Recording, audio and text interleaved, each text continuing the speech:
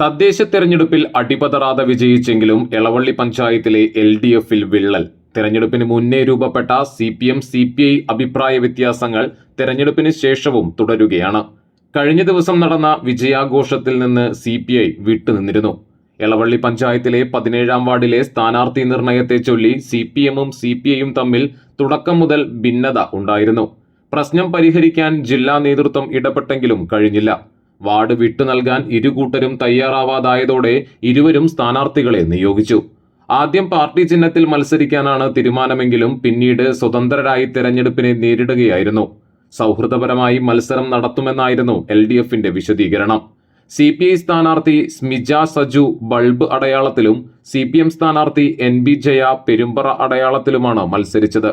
ഫലം വന്നപ്പോൾ CPI പരാജയപ്പെടുകയും CPM സ്ഥാനാർത്ഥി MB ജയ വിജയിക്കുകയും ചെയ്തു. സ്ഥാനാർത്ഥിയെ നിശ്ചയിച്ചതു മുതൽ CPIക്ക് നേരെ സൈബർ ആക്രമണങ്ങളും അധിക്ഷേപങ്ങളും ഉണ്ടായിരുന്നു.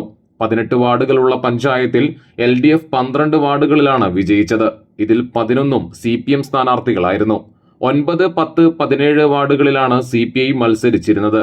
ഇതിൽ 10ാം വാർഡ് സ്ഥാനാർത്ഥി ചിത്ര രതീഷ് മാത്രമാണ് വിജയം കണ്ടത്.